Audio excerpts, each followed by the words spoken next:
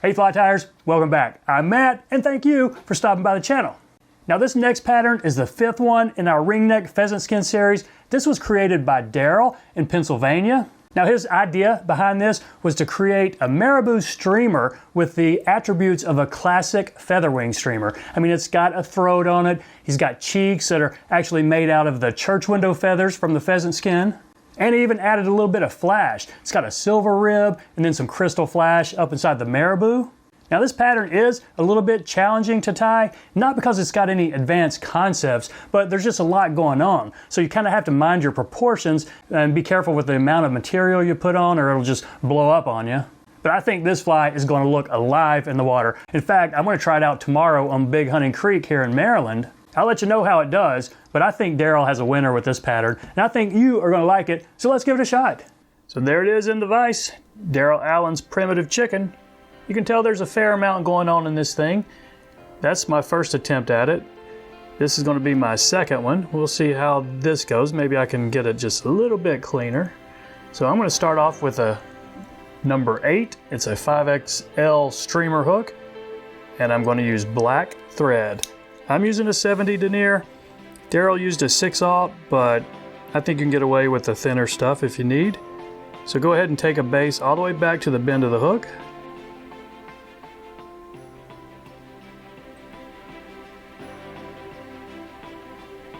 Now let's tie in a tail. Just marabou, some of this pheasant, ringneck pheasant skin marabou, small little tuft like this. I'm just going to pull it down and then leave a small tip. Just going to use those tips right there, and about a hook gap in length I think is going to look good. So let's put 2 wraps right here and then check it. That's going to be fine. Now what Daryl did, just left these in here and loose wraps on up just to help build a little bit of an underbody.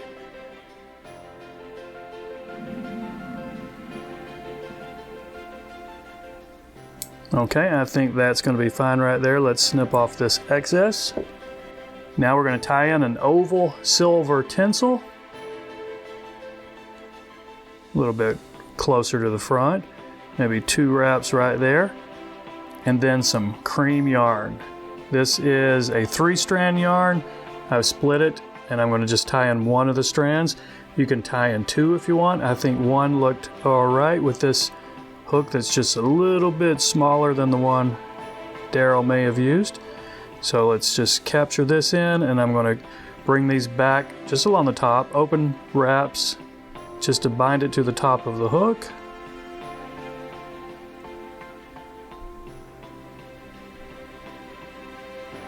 Now take your thread back up to the front. Now let's wrap this yarn. If it starts widening out too much on you, you can give it a clockwise spin and tighten it into a rope, but you don't want to do that too much. You don't really want it to be segmented.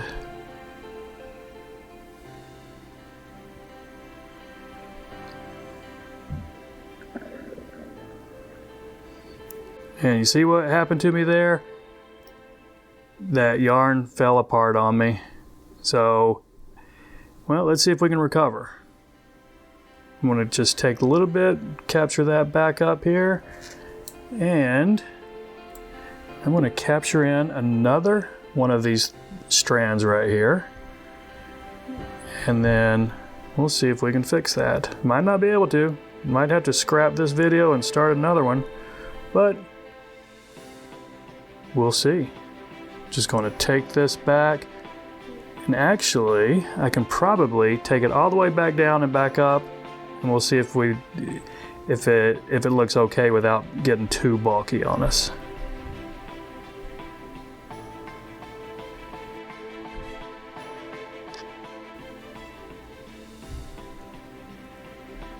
Okay, I think we salvaged that. That body looks fine. It's a little fuzzy, but it's going to be fuzzy no matter how many layers you put on it. So let's snip this excess off and wrap our rib. I'm going to put the first wrap, full wrap at the back. Now open spirals all the way up.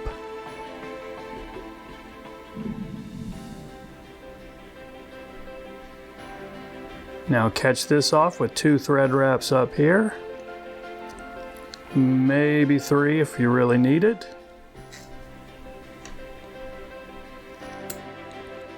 Now our next component, some bucktail. And what I like to do anytime I'm using bucktail, I usually pull about 1.5 times as much as I need, or twice as much. Now put it in your stacker, and let's see here, when we pull it out, see how well it's stacked, because we still may have to thin it.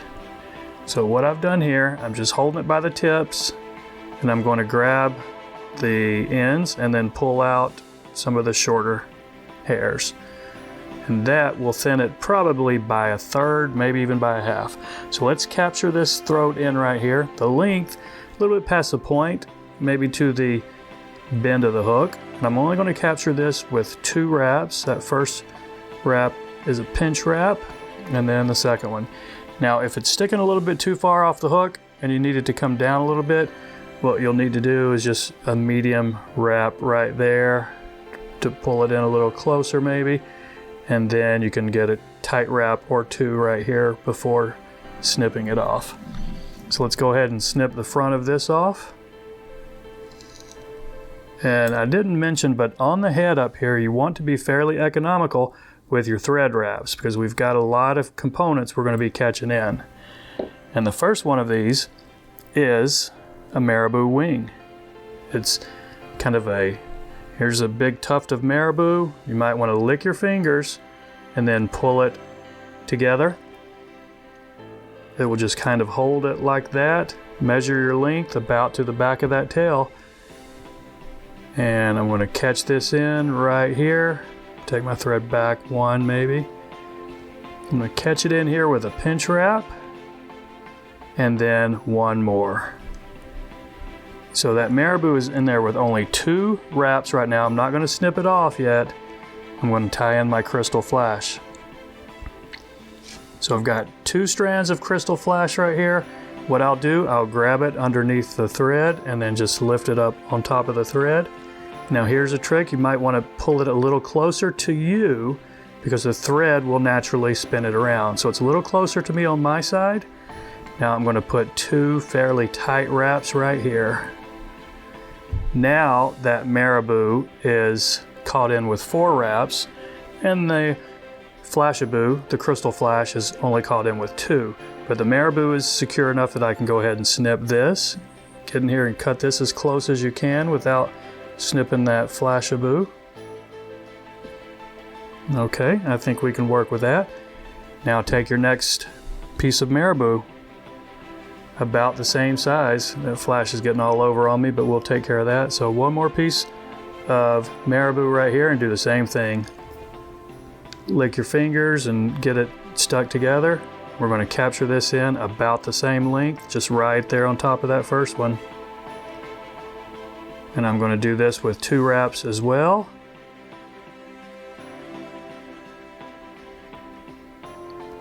Now, if we did it right, our flash-a-bou should be right in the middle of those 2 pieces of marabou. Now let's put just a little bit more flash on it. So I'm going to take 2 more strands, same thing, pull them right up on top, maybe a little bit closer to my side right here. Now 2 tight wraps, and I can snip off this marabou because now it's caught in with 4 wraps. Now don't worry about this flash-a-bou sticking up. We'll take care of that when we're working on the head. So just get in here the best you can to snip this marabou off. Got 1 strand right there. Now we've still got some cheeks to put on this, but you might want to just try to smooth out this head before we do the cheeks. So I'm going to take a few wraps right here and then work it back. These are medium tight wraps to kind of lay that marabou and that flash-a-bou down. Okay, I think that's going to work right there. You can see that some of that flash-a-bou spun around to the near side, but that's all right. I'm not going to go back and fix it. I'm going to live with it. But let's tie in our cheeks. So take 2 of your church window feathers, these guys right here, and then just preen them back until all you have is a little bit on the tip. Now I'm just going to lay this in right here, and it's going to come down to about half the body. So I'm going to catch this in with 2 wraps right here and then check my position on it.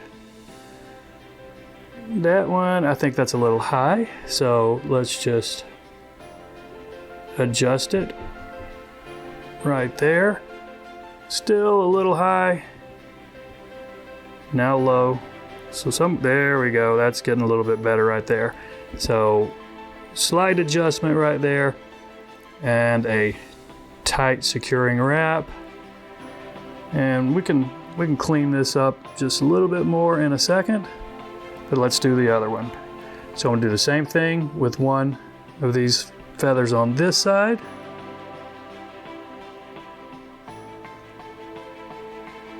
Almost like working with jungle cock. Need to get that one situated. That's my first one. Yeah, it needs a little cleanup, but it's getting there. Okay, so I like the position enough. I'm gonna put a few tight wraps right here, and then I will snip off the butt ends of these church window feathers. While I've got my scissors out, I'm gonna go ahead and grab all 8 strands of this crystal flash, or flash-a-bou, and just cut it about the length of the marabou. Okay, so now any cleanup or just work on that head.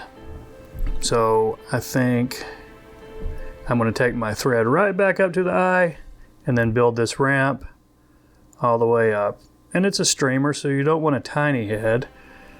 You want kind of a significant enough head that I can put a big drop of head cement on it, but I think we're good right there. So I'm going to go ahead and whip finish this.